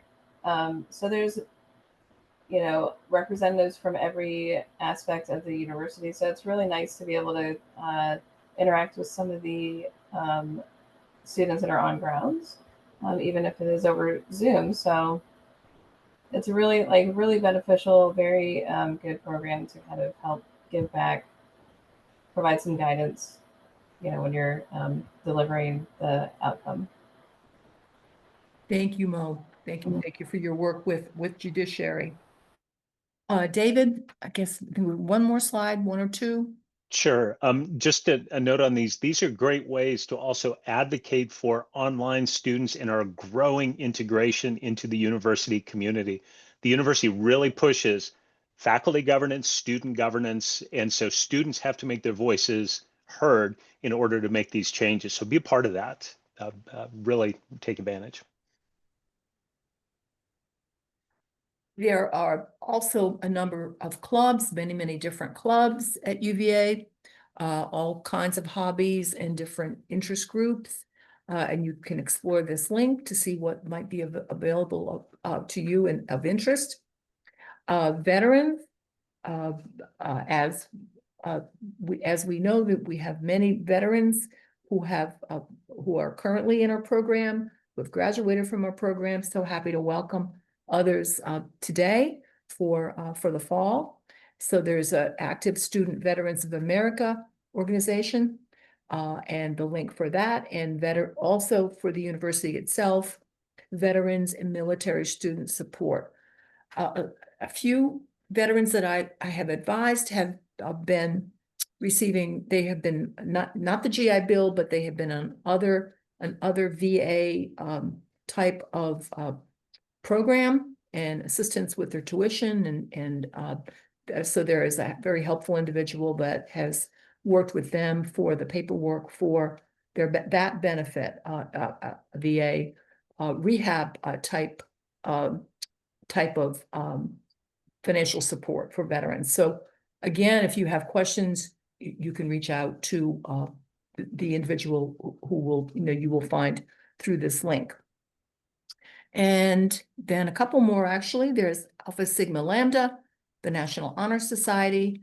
Professor May is in charge of this or facilitates this organization. She's the chapter advisor. And nominees are SCPS degree students who are in the top 20% of the program and a minimum cumulative GPA of 3.2. And they have to have already gotten 24 academic credits in BIS or BPHM. So this is the kind of thing that students again be watching for the future as you accumulate credits. And it's something that Professor May will notify students that this is upcoming through email. So important to be reading your email. And inductions take place in early spring. And the Raven Society. Now, interesting little picture there. The society is the oldest and one of the most prestigious at the university, founded in 1902. Again, the name taking its inspiration from Poe, who very briefly attended UVA in the mid-19th century, his most famous poem. And it honors superior achievement, academic and extracurricular. And it is very important for to be considered to have some type of service to the university. So those invited to apply must be in the top 20% of their class with at least 30 hours of completed coursework. And typically students will be notified in the very early fall, those who have earned the requisite number of credits, if they are going to be eligible to apply for Raven. Again, it's a very interesting and unique honor society. So please get involved, explore, and ask questions about these activities. We hope to see you at at least at Coffee and Conversations, and maybe at the Connections event coming up at the end of September. Thanks, Anne Marie. One question in the chat, which is a good one, the benefits of joining honor societies. A couple of things. One, you could always say it's a resume builder, which that's not the real reason behind it, although it's recognition for what you do. And it does make a difference when people see your participation in extracurriculars. I know it's harder for adult students to do this oftentimes, but find the ones that work with your schedule. And then as Mo mentioned on their scholarship opportunities, and we had some successful applicants for the national scholarships this year who applied, who were members of the Alpha Sigma Lambda. I always have to think through the acronyms to get that one. There are so many things to do. So check out the clubs, check out other things. We do occasionally get questions about, well, how do I participate in the Z Society or the 7? UVA, like all these old schools, has a number of, you can call them little secret societies, and you don't know who's in them. And if I was in it, I couldn't tell you. You'd only know if I died and it was in my obituary. No kidding. That's how they play it. So it's, some of those are really invitation only. And I look at them and say, cool tradition. I got other things to do. And then I go and do the things that I can participate in. So if those things come your way, that's awesome. I hope they do. But look for all these other wonderful things that you can participate in. So thank you, Anne Marie. That's links to these again on our Canvas Hub page. Go and explore these things. It's pretty cool. I believe our last formal bit here today is coming from Professor Mark Erath, who's going to talk a little bit more about UVA honor. Mark. Thanks, Dr. David. I'd like to start off with asking if everybody remembers what the great Professor Rand Henry said in his introduction. And what he mentioned was it's all about truth telling. And that's not just a personal challenge for us, certainly is, but it's an institutional imperative at UVA. It's fundamental to our culture. And we're all a part of that. So with that, let me talk a little bit about what we call UVA honor. And you can see at the top of the slide, I put the web address of the UVA Honor Committee, which, as Dr. Anne Marie said, is student run. It's amazing, amazingly student run. It's a whole system, as Dr. Corlett mentioned earlier, which has its own constitution, its bylaws, various procedures, practices to ensure fairness and to promote honor at UVA. I have the privilege of personally being a member of the Faculty Advisory Committee to honor. But let me quote, as you can see on the left side of the screen here, some information from that UVA Honor Committee website, which I recommend you review. And these are excerpts from not just the website, but the Honor Constitution. And let me just read this to you. We, the students of UVA, recognize that honor is at once an injunction and an aspiration. The honor system exists at the intersection of two purposes: to foster our community of trust and to hold ourselves to the highest standards of integrity. And the UVA Honor Code is a pledge made by students to never lie, cheat, or steal. And they're bound by it wherever they represent themselves as a UVA student. So let's break that down just a little bit more. First, and I'm over on the right side of the slide here, you are a community of trust member. You form, along with all of us, the culture of UVA. And this community of trust is kind of as alluded to by Dr. Henry, is fundamental to that. It's all about truth telling, if you will, and writ large, it's more about demonstrating integrity with each other. So, as a member of the community of trust, you have a responsibility to uphold and I would say promote that community of trust with everybody else that you interact with. And holding yourself out as a UVA student is really a mark of distinction. Secondly, as a community of trust member, you have the authority, if you will, to make choices and make good choices to do the right thing in all circumstances in your interactions with other people, but also when nobody's looking, if you will. And then finally, as a member of the community of trust, you have a significant measure of accountability, first to yourself, second to all the people around you, and ultimately to the whole community as well, the community of trust.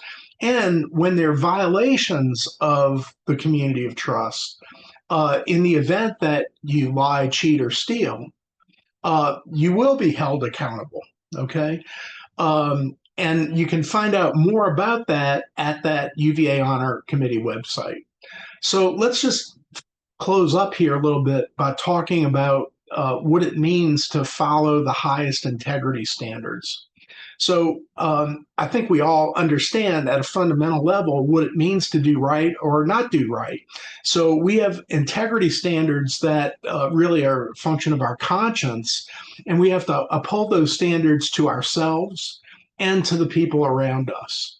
Also, UVA, through the Honor Committee, as enumerated further at that honor website, we have policies and procedures around our concepts of responsibility, authority, and accountability.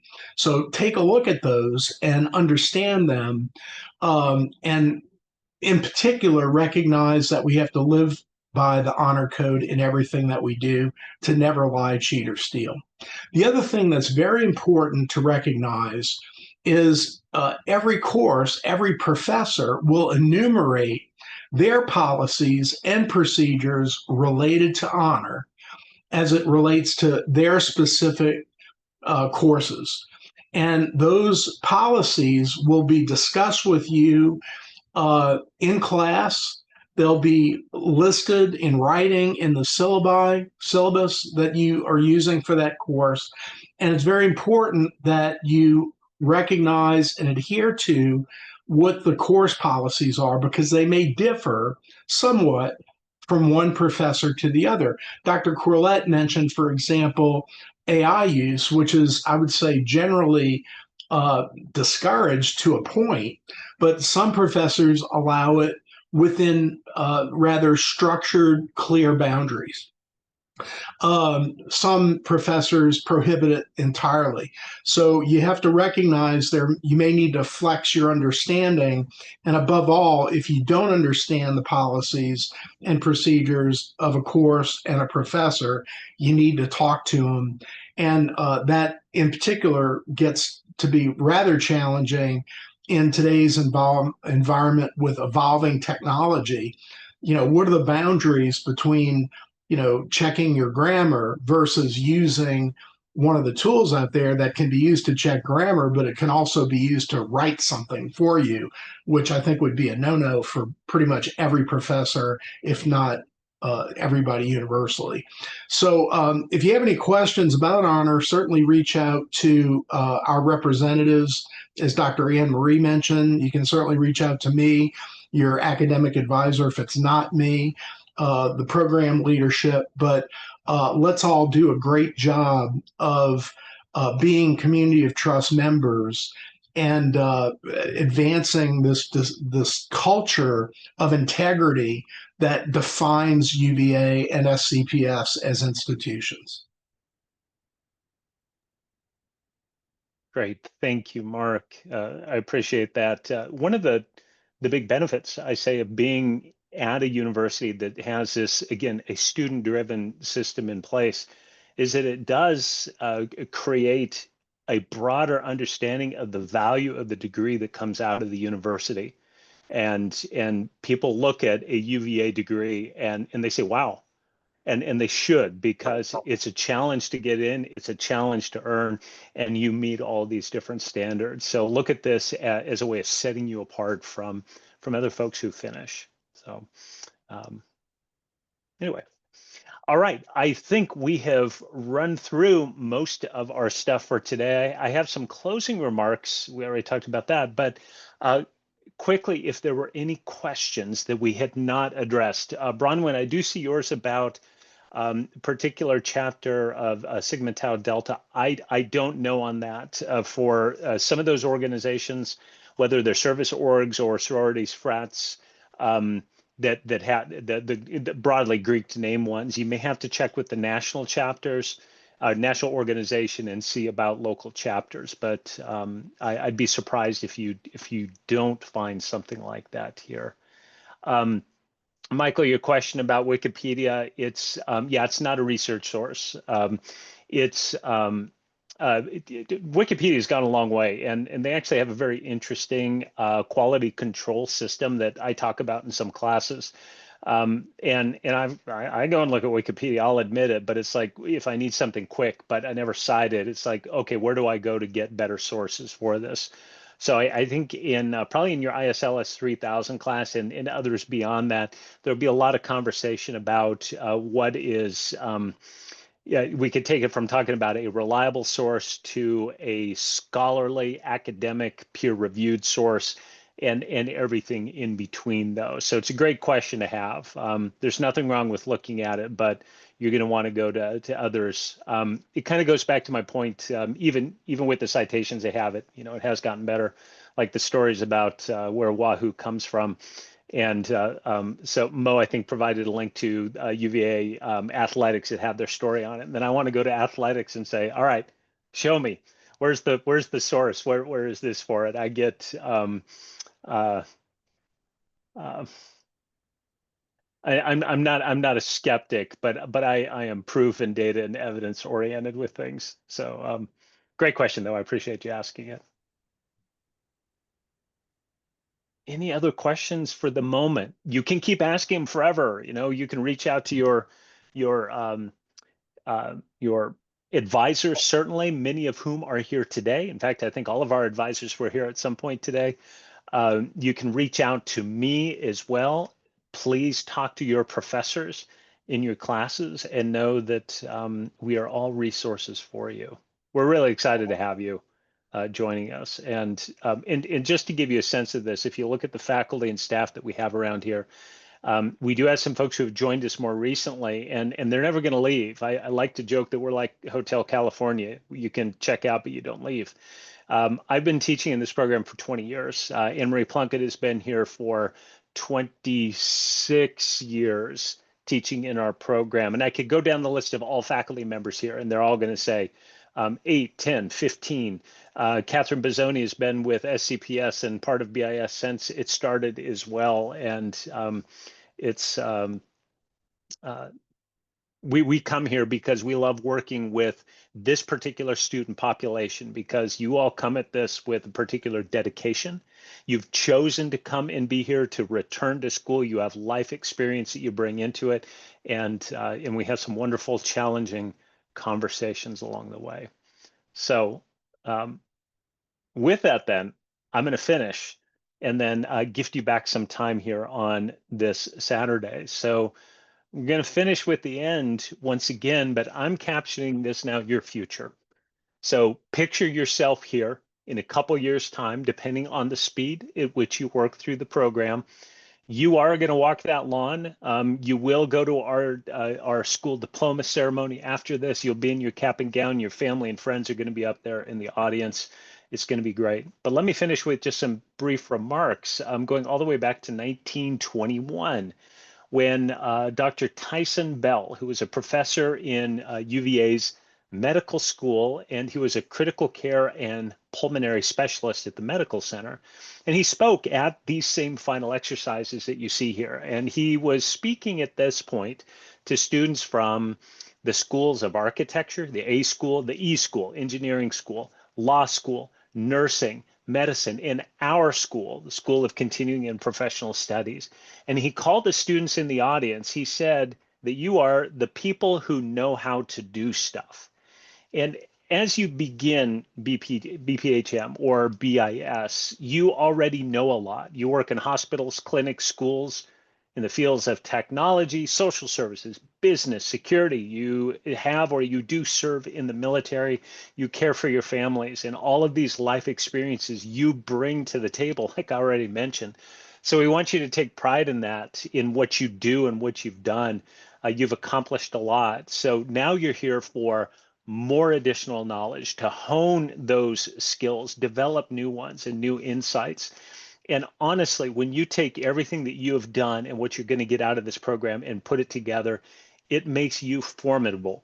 It really does. So when you go back for a new position, a promotion, or if you're doing this for just self-evolution, you're going to be a different person at the end of this. So we're thrilled you're here. We're thrilled that you chose us to start this new phase of learning. We are here to work with you and support you. So we wish you the best of luck this fall and all semesters, and look forward to talking with you and seeing you coming up. So I'm happy to hang around for a few minutes if anyone has additional questions. If not, I'm gifting you 21 minutes on a Saturday. So don't forget that. Someday I will take that back. But thank you for coming, and we'll see you next week. Thank you. This was great.